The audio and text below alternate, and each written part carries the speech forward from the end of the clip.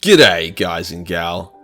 You know, for one of the most despised and memed races, the Tau have been requested a lot, which is I suppose makes sense. People want to see the blue communist weeaboo fish people with suspicious orifices on their heads get torn to shred by the most ruthless Warhammer YouTuber. Now usually I always avoid the obvious and overtold jokes and memes about different Warhammer factions, but considering all the good ones have already been told about our anti-melee blueberries, we will slide them in and come up with a few of our own. Originally I was going to go balls to the walls and fully commit to the communist element of the Tau by making this video through Fiverr. I was going to get a bunch of writers and video editors to basically put this video together for me to see what would happen. However, Fiverr doesn't really have Warhammer lore writers, and I feel like the video would actually suck quite a lot and be an incredibly jarring experience for everyone involved. So that's not happening. Now because the Tau are a bunch of dirty weebs, and this is the first time I can actually promote my hentai-ridden Patreon page with some kind of context, as the ancient sacred rhyme goes, if they yellow, they play the cello. Or for this video, if they blue, then their name is Chenyu. That doesn't make any sense. Enough, Timmy! Enough! Stop questioning me! But yeah, $1 on Patreon gives you access to a boatload of custom Warhammer hentai and helps my demonetized ass out greatly. Today we will cover who the Tau are and where they come from. We'll also take a look at some of their more well-known characters and their uniquely naive and non-grimdark way of approaching the 40k universe. Let's get into it.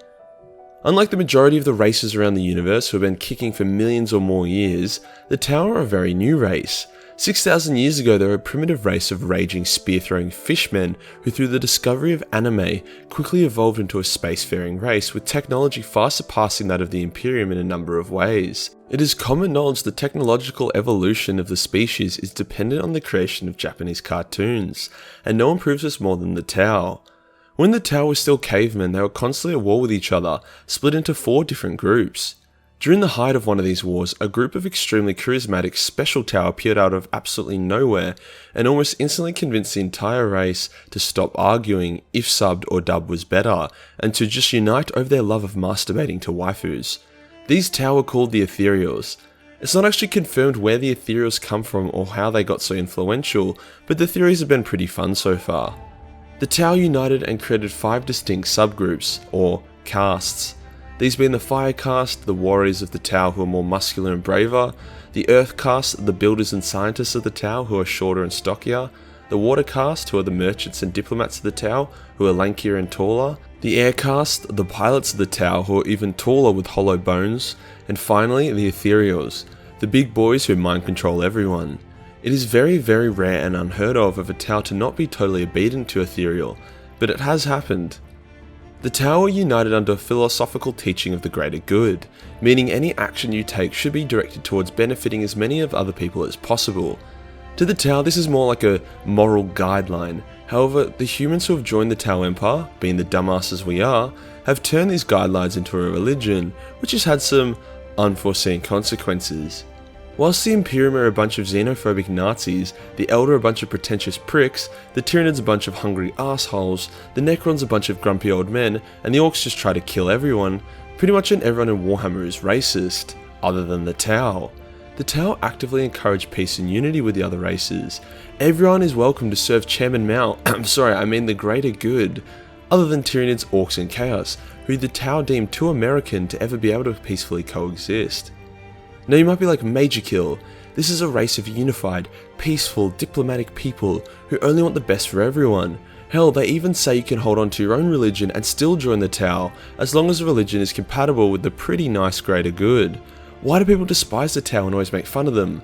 Well, just like any good question, there are a few good answers. To make it simple, the American presidential election had a candidate called Mr. Yang. Now Mr. Yang was an intelligent younger guy who had a really interesting and potentially amazing ideas for the country, but he didn't engage in a glorious melee combat. In seriousness, despite potentially being the best choice to lead the country, people, especially Americans, aren't going to elect someone with the last name as Yang to be their leader. Yellow man bad. Another reason, which is probably less controversial, is that in a game where the top 3 themes are death, war and genocide, a race of peaceful bold cunts with vaginas on their heads aren't really going to compete well with a faction of 8-foot tall castrated super soldiers with skulls all over their armour. Before I continue though, I will say this. If you are a Tau player, then good on you for supporting a Xeno faction and continuing to incentivize Games Workshop to make more Xeno lore, and if you give someone a lot of shit beyond just friendly banter for being a Tau player, then you are the neckbeard degenerate that society sees you as. Now whilst the Tau might seem like the good guys, like actual real life communism, they have a lot of problems when you go beneath the surface. Firstly, the nature of the ethereals is very mysterious, which in 40k means it's probably sinister. Their uncanny ability to dominate other Tau's free will with nothing more than a themed body pillow indicates that the rest of the Tau society might be low-key slavery. That's the trade-off really, peace and harmony, but you become a commie slave. Now the Tau are considered one of the main factions in 40k, but they're actually so tiny. The Tau Empire only takes up this much space in the galaxy and only makes up 100 worlds or so. For context, the Imperium boasts about 1 million worlds, so after some quick maths, the Tau Empire is about 10,000 times smaller than the Imperium. Like, they're doing well for their size, but yeah, those are not big chungus. You might be like, how are the Tau still alive if they often fight the Imperium and have a much smaller military? And the answer is because the Imperium has bigger problems. There was a crusade called the Damocles Crusade, where the Imperium and Tau fought a war with both sides taking massive casualties. The Tau were able to hold the Imperium off, as despite the enormous power of mankind, that power is spread out significantly, whereas the Tau Empire is very tightly packed and localized, hence the Tau can respond to threats to their waifus with immediate and full-blown military response. In saying this though, yeah, the Damocles Crusade could have grown and crushed the Tau like the worms they are, but the Imperium was under threat by the Tyranids, and as I said, that is a bigger problem than some blue bold chingers. The Tau are really cute in their naivety. The Tau have barely any connection to the warp due to their souls being very dim, hence they cannot use psychic powers or warp travel. This is handy in the way that none of them get soul raped by demons ever, and they literally cannot fall to chaos. However, this also means they have no innate protection from psychic powers other than just trying to snipe whoever starts glowing on the enemy team. This naivety continues as when the legendary Tau commander Farsight fought some demons for the first time, he thought they were just another alien race who had special teleportation technology, as they would appear out of portals in a fire to attack the Tau. Even funnier was when the Tau tried to experiment with warp technology so they could travel further. They made a warp gate and then went into it without a Geller field. Needless to say, all the humans on board the ship died very quickly and horrifically. However, the Tau and their pygmy souls were almost invisible to the demons. Then a massive Hindu Ganesh looking warp god fought off the demons and threw them back into real space. It gets even funnier when we discover that big blue warp entity was created by the humans who believed in the greater good as a religion, hence manifested their perception of it in the warp. That would be like teaching Australia communism, and in response we just start building Gundams and watch more hentai. Obviously the Tau were pretty outraged to find that their philosophy had been perverted into a warp creature, which I find pretty funny. Now that warp little incident tore a hole in space that made a portal to the other end of the galaxy. This would be neat if the Death Guard didn't see this opportunity to invade the heart of the Tau Empire, which they're currently trying to do. So yeah, the Tau are in a bit of a pickle with that one. Now as per their nature, the Tau fought alongside many other factions in the galaxy. They fought with the Imperium against the Necrons and the Tyranids. They also enlisted the help of the Dark Elder against the Tyranids, which ended horrifically for the Tau. Not because of the Tyranids, no, the Dark Elder helped them out with that. It was what the Dark Elder wanted in return which really sucked for our weebs in blue. The Dark Elder took a number of Tau as payment, and then merged them into giant abominations, and then let those abominations loose to kill the Tau. Yeah, very grim, but also a good lesson. The Tau absolutely despise glorious melee combat, mostly because they suck at it, but also because they have extremely powerful long-range weaponry.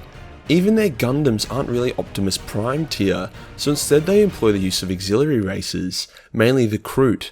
Now the Kroot are quite different from the Tau. Whilst the Tau are well mannered and clean, the Kroot will eat your flesh. There's a scene where a group of Eldar Rangers are scouting, and they get ambushed by the Kroot who just tear them to shreds and eat them, whilst their commander shits herself as she watches her millennia-old friends and sisters be feasted on. The Kroot also excel in melee combat, hence help plug up an obvious problem that the Tau have. An unforeseen side effect of them not liking close quarter combat is how effective they are against the Tyranids.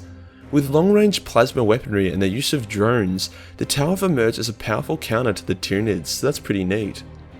Now there are two Tau I want to talk about this video. The first one being Commander Farsight, the only Tau who likes using a sword. Can't really blame him though, the sword makes him immortal. Farsight, like all the other Tau, was born with a really Asian name that I can't be bothered to say, and from day one was an absolute prodigy. Like if Tau had hair, this dude would have Yu-Gi-Oh! Protagonist tier hair. He had virtually no personality, being beyond the best at everything for most of his life, until he discovered the joys of close quarter combat. After non-stop promotions and killing spider people, Farsight had developed his own methods of war, which created the first generation of non-pussy bitch Tau. He was finally able to test his new methods when a massive orc attacked a Tau planet. Farsight learned a lot about his enemy after the war, and by the end of it had basically mastered the art of war against orcs. He would take out their leaders, even play recordings of insults near the orcs secretly to cause rage and power vacuums within them.